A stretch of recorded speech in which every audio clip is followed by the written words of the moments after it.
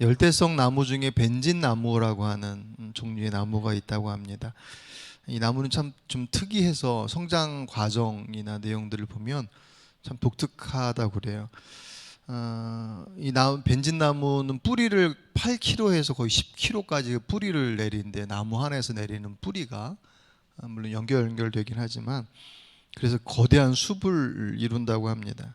그러니까 가지가 옆으로 나무의 가지가 옆으로 내리다가 그 가지가 땅으로 내려가면 그 땅으로 닿은 것이 뿌리로 또 내려가고, 이제 그런 것들이 연결돼서 이제 8kg에서 10kg까지 뻗어나가는 거겠죠. 그렇게 되면 그 가지가 연결되어서 뿌리를 타고 또 나와서 나고 하는 그 울타리 안에 있는 모든 나무들은 다 고사를 해버린대요. 거기에 영양분을 그 벤진나무가 다 빨아들이기 때문에 다 그 울타리 안에 있는 나무들은 죽는데요. 벤진나무가 나중에 그 나무가 모나무가 죽어버리면 나중에 그 벤진나무가 있었던 곳은 그냥 황무지가 돼버리는, 참 특이하죠. 예.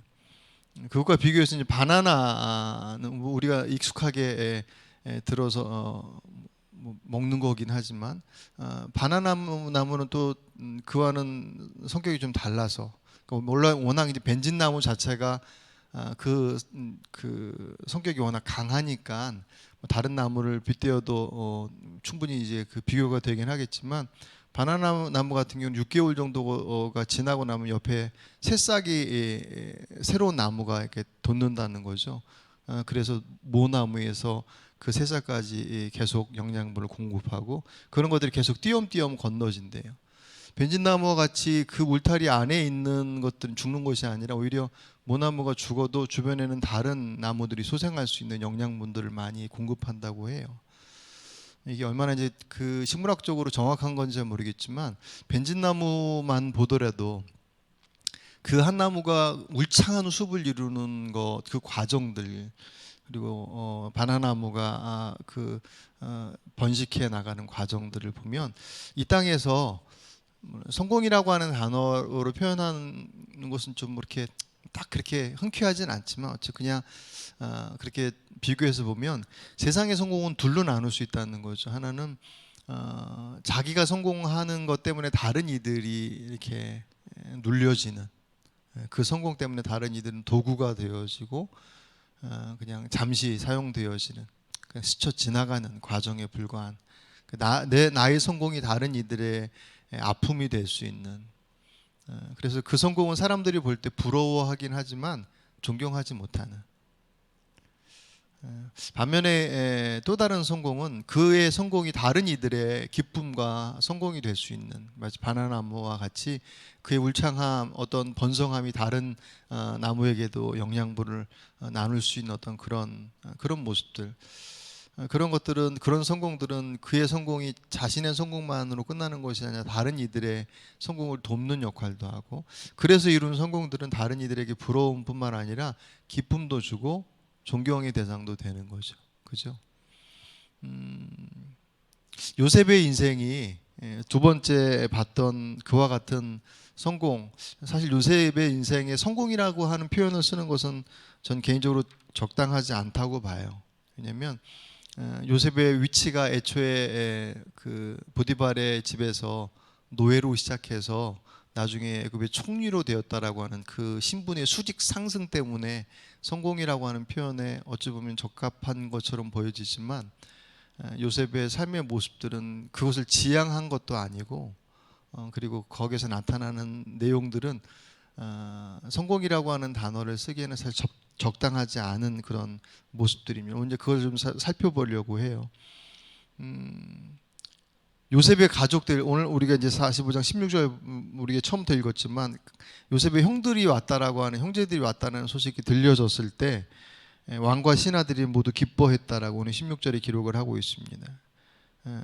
20절까지의 좋다, 선하다, 뭐 기름진, 좋은 그 단어라고 하는, 좋다라고 하는 그런 단어들이 계속 반복적으로 나와요. 그러니까 이게 무슨 얘기냐면, 바로나 그 신하들이, 애굽 사람들이 요셉의 가족들, 요셉의 형제들이 왔다라고 하는 것을 환대하고 있다. 그것이 그냥 형식적인 환대가 아니라 정말 진심 어린 환대들하는 거죠. 사실 그럴 수밖에 없죠. 왜냐하면 지금 요셉 때문에 다 사는 거잖아요. 그죠? 요셉 없었으면 어떻게 할 뻔했느냐. 그러니까 바로 왕이, 애굽의 왕이 그 형제들 보내면서 다 가족들, 지금 가나안에 있는 가족들 다 데리고 와라. 내가 다 책임지겠다. 이제 그 얘기를 사실 하고 있지 않습니까? 그러면서 수레를 보내면서 거기에 있는 거 짐 가져오지만 거기 뭐 다 가져오지 못한다고 해서 걱정하지 말아라. 그냥 정말 필요한 것들만 가져오고 나머지는 여기서 다 책임지겠다. 그런 식인 거예요. 오늘 본문의 내용들이 그 내용들을 얘기하고 있는. 그래서 그의 요셉의 성공이 요셉 개인의 성공으로만이 아니라 그로 인하여서 다른 이들의 풍요로움까지 함께, 적어도 이제 오늘 본문 속에서는 그렇게 나눌 수 있고, 요셉의 기쁨이 요셉만의 기쁨이 아니라 애굽의 기쁨이 되어지는, 왕도 신하도 모두가 다 그의 성공이 시기의 대상이 되지 않고 기쁨의 대상이 됐다는 게 참 귀한 거죠. 그죠? 근데 요셉이 그렇게, 그런 요셉에 대한 그런 반응들이 단지 요셉이 총리라고 하는, 그리고 그가 있었던 위치 자체가 가장 큰 권력을 가지고 있는 자리이고 그렇기 때문에 사람들이 그렇게 반응했냐 할 때, 여러분 우리가 앞에서 쭉 요셉의 인생을 살펴봤지 않습니까? 근데 요셉의 인생에 여러분도 기억하시겠지만 그가 있었던 곳들마다 사실은 지금 총리이기 때문에 보이는 반응들만큼이나 그가 있었던 곳들마다 그 비슷한 반응들은 사실은 똑같이 있었어요. 보디발의 집에 있을 때 그가 노예로 와서 거의 10년의 세월을 그곳에서 보내면서 나중에 가정총무가 되잖아요. 책임자가 되어지는 그 장면, 그 책임자로 세우기까지의 그 시간들, 성경 창세기 37장 39장에서 이제 본격적으로 나오는데, 9장의 내용 보면 그가 그렇게 가정총무로 이렇게 인정받는 그 내용들이 몇 줄 안 돼요. 그러니까 보면 시간적으로 얼마 안 걸린 것처럼 보이지만 그렇지 않습니다. 거의 한 10년의 세월이 그 집에서 노예로 지냈던 시간들로 사실은 그냥 그 몇 줄 안에 그대로 다 들어가 있습니다. 그리고 나서 그를 진짜 믿을 만하구나. 그를 통해서 보디발도 하나님, 저가 믿는 신이 함께하고 있다라고 생각하는 그럴 만한 증거가 선명했으니까. 그래서 이제 총무로 세웠더니 결과가 어땠냐면 창세기 39장 5절에 제가 읽어드릴게요. 그가 요셉에게 자기의 집과 그의 모든 소유물을 주관하게 한 때부터 여호와께서 요셉을 위하여 그 애굽 사람의 집에 복을 내리심으로 여호와의 복이 그의 집과 밭에 있는 모든 소유에 미친지라. 아멘. 네. 요셉 개인의 모습을 볼 때, 저 사람 참 대단한데, 노예인데도 불구하고 이방인의 눈에 보기에도 저는 뭔가 특별한 게 있어라고 생각했었던 그의 모습이 어떤 자리에 딱 올려놨더니 39장 5절 표현에 얘기하면 하나님 여호와께서 요셉을 위하여 그의 집안에 복을 내리심으로 여호와의 복이 그의 집과 밭의 모든 소유에 미친지라. 아멘. 네. 그것이 요셉의 보디발의 집에 있을 때의 모습이었고, 억울한 누명을 써서 감옥에 들어갔을 때도 마찬가지. 물론 그때는 상황이 다르니까 내용이나 표현도 좀 다르긴 하지만 39장 23절, 간수장은 그의 손에 맡긴 것은 무엇이든지 살펴보지 아니하였으니 이는 여호와께서 요셉과 함께 하심이라. 여호와께서 그를 범사에 형통하게 하셨더라. 아멘. 억울하게 누명, 사실은 거의 죽었다고 봐도 무방할 정도로 자기 주인의 안주인을 희롱한 거니까 쓴 누명의 값이. 근데 죽이지 않고 감옥에 가둔 것은 보디발이 그만큼 요셉을 신뢰했다라는 거예요. 그래서 그 감옥에 넣었더니 이제 죄수가 아니라 오히려 간수장의 보조 역할로 그 안에 있는 모든 것들을 다 책임졌다. 단지 그것은 뭐 행정적인 일을 했다라고 하는 그런, 그냥 일 시키면 일 잘하네 뭐 그런 차원의 문제는 사실 아니라는 거죠. 보디발의 집에서의 모습이 사실 연장되어져 있을 것이고, 왜냐하면 하나님이 형통하게 하셨다라고 하는 장면을 보면 보디발이 집에 있을 때나 동일한 표현들이니까, 그 모습이 총리가 되었을 때 그에게 주어진 역할이 위치가 높아지니까 그에게 주어진 영향력이 훨씬 더 커진 것뿐이지, 요셉이 보디발의 집에 있을 때는 이렇게 별 볼 일 없다가 그가 총리가 되니 확 폈다, 그런 의미가 아니지 않습니까? 그래서 그런 의미 속에서 요셉의 이야기는 성공의 이야기라고 표현하는 건 사실 적절치 않다고 생각이 돼요. 어쨌든 그로 인하여서 그가 그곳에 있음으로 그 애굽의 모습이 그렇게 펼쳐졌고, 뿐만 아니라 가족들에게도 마찬가지잖아요. 당장 요셉 때문에 형들이, 물론 그 형들이 요셉 때문에 요셉 팔아서 이렇게 어쨌든 그 죄의 범죄의 그 주인공이 되긴 했지만, 형들이 어쨌든 요셉을 만나고 그 과정들을 통해서 그들이 바뀌잖아요. 자기의 죄를 인정하는 것뿐만 아니라 유다가 보여줬던 것처럼 헌신적이고, 그리고 다른 사람 아버지의 그 마음을 헤아릴 줄 아는 사람이 되고, 희생할 줄 아는 사람이, 정말 사람다운 사람이 되어져 가는 요셉으로 인하여서 나머지 가족들은 요셉 때문에 그 기근들을 다 헤쳐나가고, 특별히 야곱 같은 경우는 그래요. 오늘 본문의 뒷부분은 이제 야곱 얘기지 않습니까? 다 바리바리 싸서 그 아들들이 와서 아버지한테 뭐라고 그래요? 아버지, 요셉이 살아 있습니다. 애굽의 총리가 됐습니다. 그랬더니 요셉이 어떻게 반응하냐면, 오늘 본문에 보시면 26절에 뭐라고 되어 있냐면 어리둥절했다 그랬습니다. 그 말을 믿지 못해서. 근데 이 어리둥절이라는 단어가 개역 성경에는 기색하다라고 표현됐고, 원어를 보면 기절의 의미도 포함하고 있어요. 기절했다. 근데 사실 상황을 보면 기절할 만하잖아요. 죽었다고 생각해서 아예, 근데 마음속에 묻어서 생각만 하면 아프고 보고 싶고, 그런 그 요셉인데, 요셉이 살아있다고 얘기하고, 그리고 20대 총리가 됐다고 얘기하니까 그 얘기 듣고 충격, 쓰러졌을 수도 있겠다.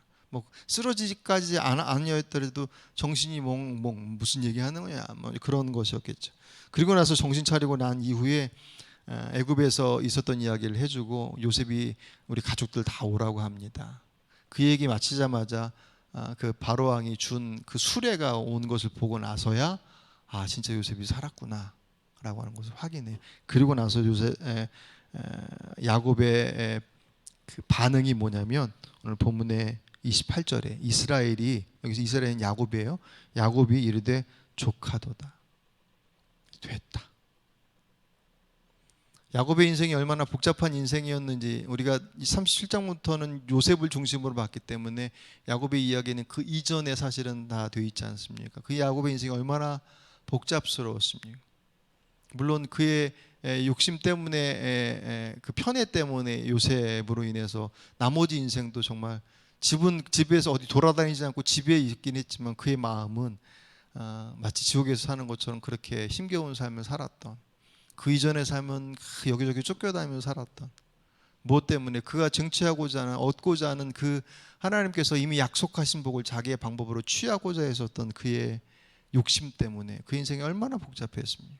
근데 그것은 그에게 만족을 주지 못했던 반면에, 오늘 그가 만족한다고 표현한 그것은 다른 게 아니라 하나님께 주신 그 요셉으로, 물론 죽었다고 생각했던 아들이 왔으니 이제 됐다, 난 죽어도 여한이 없다라고 얘기하는 그 의미가 어떤 의미인지 우리 다 알죠. 그럼에도 불구하고 야곱이 진정한 자신의 삶의 만족함을 고백하는 것은 그가 취하려 했던 어떤 것에 있지 않고 이미 하나님께서 그에게 주셨던 아들로부터 야곱을 만족시킨 사람이 바로 요셉이었습니다. 요셉 덕분에 복받은 사람이 줄줄이 있습니다. 그래서 우리 한참 그 코로나19 진행될 때 그 의료진에 대한 고마움을 표현하면서 덕분에 칠린 뭐 캠페인 했었지 않습니까? 예. 의료진 덕분에. 그것이 요셉의 모습이라고 한다면, 요셉은 사실은 우리가 보시면 아시겠지만 요셉이 무언가를 엄청나게 능동적이고 적극적으로 했다라고 하는 내용들은 사실 별로 없어요. 그가 한 거는 그냥 꿈에 대한 해몽밖에 없죠. 그죠?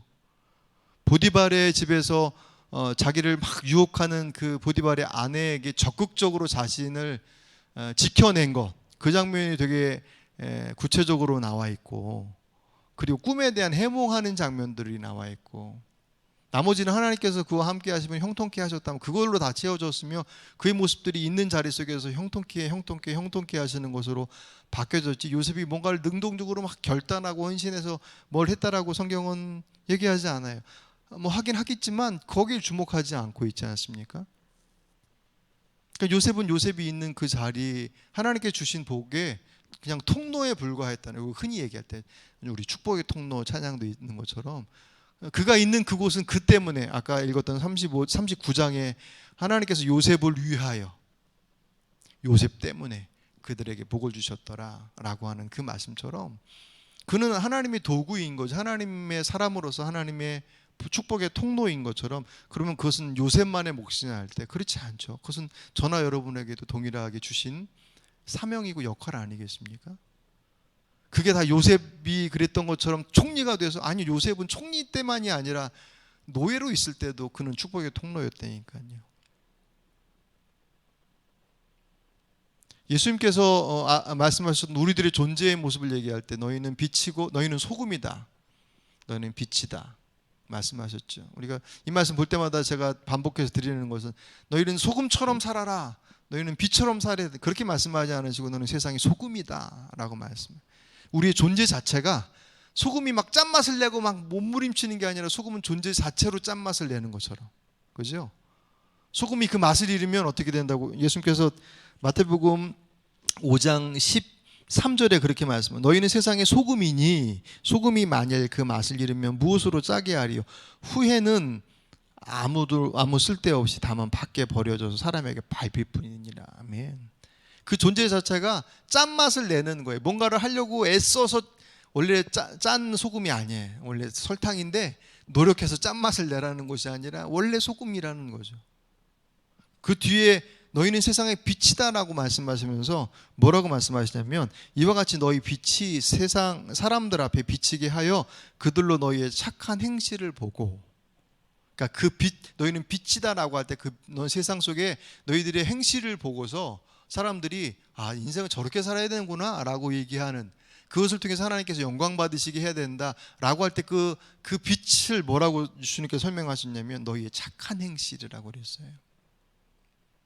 그러니까 이거는 그리스도인에게 있어서, 그래 우리가 이제 예수 믿었으니까 이제 이것도 한번 해봐요, 그런 결단에서 나와야 될 내용이 아니라 그리스도인 됨이라고 하는, 하나님의 백성이 되었다고 한다면 그의 정체성, 그의 존재는 그 속에서 소금이 소금의 맛을 짜게 그냥 내는 게 그 존재 자체인 것처럼, 그리스도인의 삶은 그리스도인의 삶 속에서 그 주변을 둘러보는 것은 그가 특별하게 더 사랑하는 마음이 있고 더 노력하고 애써서가 아니라 그것이 우리에게 있어서 존재의 이유라는 거예요. 우리 덕분에 우리 주변 사람들이 복을 받는 것이 이 땅에 하나님께서 우리를 소금과 빛으로 보내신 우리들의 삶의 역할이고 사명이다라는 것이죠. 근데 예수님께서 말씀하신 너는 세상의 소금이다라는 그 마태복음 5장 13절의 말씀, 아까 읽어드렸던 것처럼 뒷부분에 보시면 뭐라고 되어 있다고 그랬어요? 그 맛을 잃으면 다만 밖에 버려서 사람에게 밟힐 뿐이니라. 그러니까 우리 지금의 현재 상황은 너희는 소금이다라고 하는 앞에 부분이 아니라 뒷부분에 더 가까워져 있습니다. 자꾸 밟히잖아요, 사람들 앞에. 그죠? 교회도 그렇고 성도도 그렇고. 정말 안타까운 거죠. 이것은 우리의 정체성의 문제인 거죠. 그럼 왜 그렇게 못할까? 성경은 누누이 구약 성경의 요셉을 통해 보여주시는 것도 그가 총리가 돼서 잘 됐기 때문에 그 잘된 것으로 많은 사람들에게 그런 풍성함들을 보여줬다. 그거는 그 자리가 높았으니까 그 할 수 있는 일이 많아진 것이고 역할이 다 다른 거잖아요. 그럼 요셉이 보디발의 집에 노예로 있을 때는 그냥 아무렇지도 않게 살아가는 게 아니었으니까.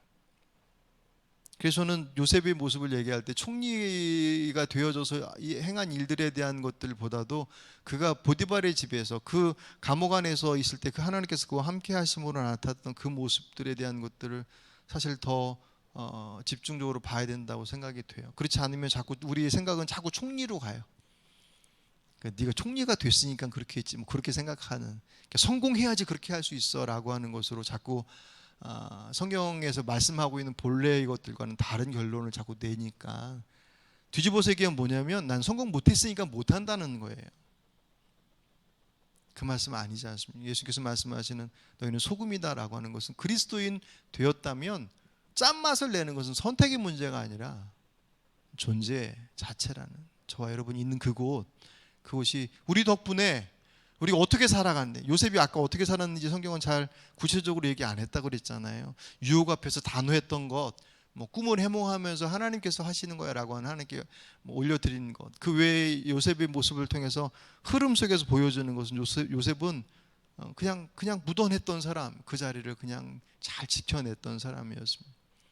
그를 유혹하는 것으로부터, 그를 힘들게 하는 것으로부터 그의 모습들이 막 들리지 않고 그 자리를 지켜냈던 사람이었던 것처럼 오늘 이 시대를 살아가는 우리들 안에 있어서 내가 그리스도인 됨에 대한 정체성을 잃어버리면 우리는 우리들의 문제에 의해서 우리들의 시간들을 너무 많이 뺏겨요.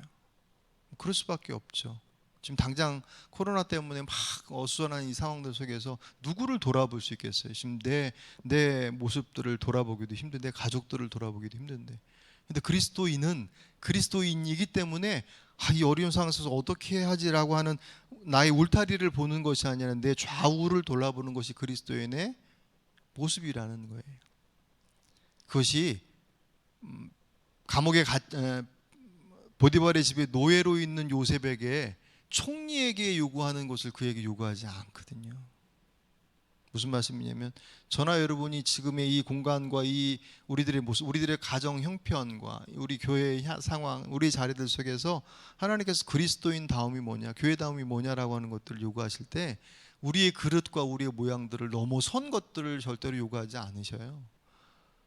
그렇다면 우리 안에서 둘러보면서 우리의 존재 자체가 이 곳 안에서 여러분들의 지체들과 여러분들이 아는 분들과 함께 있는 그곳, 여러분 때문에, 여러분 덕분에 그들이 더 삶의 희망을 갖고 그래도 세상 살만해 라고 할 수 있는 그 맛과 그 빛은 세상 어디서가 아니라 그리스도인으로부터 나온다. 그것이 우리들의 존재 이유이다. 이 말씀을 보시면서 오늘 특별히 기도하실 때 제가 가만히 생각을 해봤습니다. 이 말씀 보면서 요셉이 노예로 있으면서 형편이 좋았기 때문에 그가 한결같은 삶을 살 수 있을까? 그렇지는 않았겠죠.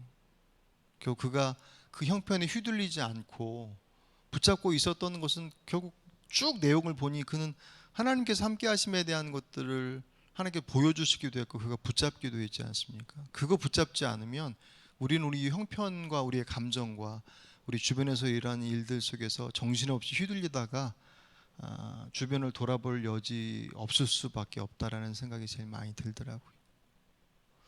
오늘 우리가 하나님의 자녀 되었음을 고백하는 믿음의 고백이 대면 예배냐 비대면 예배냐라고 하는 예배의 그 소중함들을 지키기 위한 몸부림 만큼이나 우리들의 존재 이유가 우리의 울타리 밖에 내 옆에 있는 누군가에게 나의 시선과 나의 손길이 가는 것을 통해서도 선명하게 확인되어야 하는 것, 그것이 하나님께서 요셉을 통해서 그에게 복 주심으로 그를 통해서 모든 이들이 기뻐하고 감사했던 것 같은 모습이 오늘 저와 여러분을 통해서 이 시대 안에서도 동일하게 이루어질 수 있음을 기억하시고 그런 삶을 살아가는 오늘 저와 여러분의 삶이 되시길 주의 이름으로 축복합니다.